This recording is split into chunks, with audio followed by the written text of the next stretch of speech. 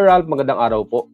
Itatanong ko lang po kapag kumuha ng housing loan, may iba pa bang babayaran maliban sa equity kapag di pa na-take out sa pag-ibig? Generally, ang atin pong series of payments, no, yung sequence of payments, so magre-reserve po tayo, ang babayaran po natin ay reservation fee, and then susunod po natin dyan yung monthly down payment or monthly equity. So habang nagbabayad tayo ng down payment natin, wala naman po tayong babayaran na iba kung hindi yung down payment.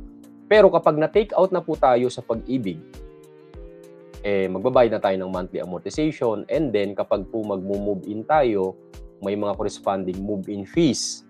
So move-in fees, usually ang sakop po nito yung sa linya ng kuryente, linya ng tubig, yan po ang sakop niyan.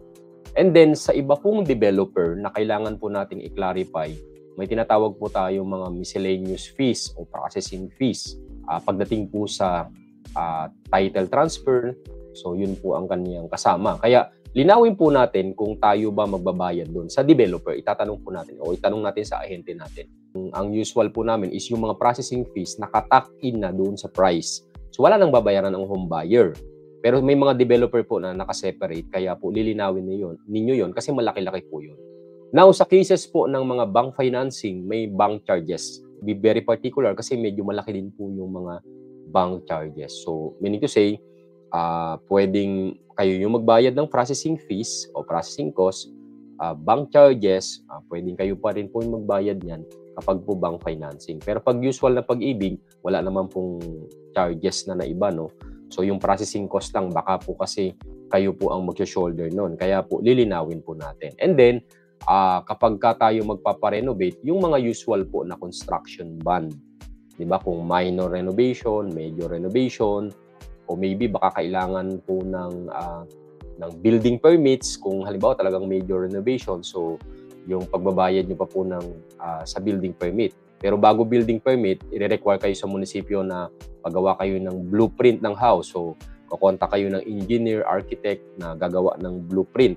No? Usually yun, may master plumber, kasi sa plumbing, electrical engineer, civil engineer, architect, mga ganun po yung pumipirma dun sa blueprint. No? Sa mga cases na magpapa-roof deck or maybe third floor, pwedeng i-require po kayo ng soil test. Ang soil test, geotechnical services naman po yun. So, iti-test po nila yung soil para mag-recommend sila ano yung foundation na kailangan. So, may mga ganun ang munisipyo na i-require ka ng soil test, i-require ka ng blueprint para dun sa seguridad din kung ano yung mga ilalagay po na structure, kung sumunod ba sa building code. So, ganun po. Kasi kami mismo, nagpa-soil test pa kami dati, may blueprint pa. Advantage lang, syempre may kapatid ako na engineer, siya na yung gumawa. Kasi ano din siya, master plumber, tapos yung ibang mga pinasign niya lang sa mga kaibigan niya. So,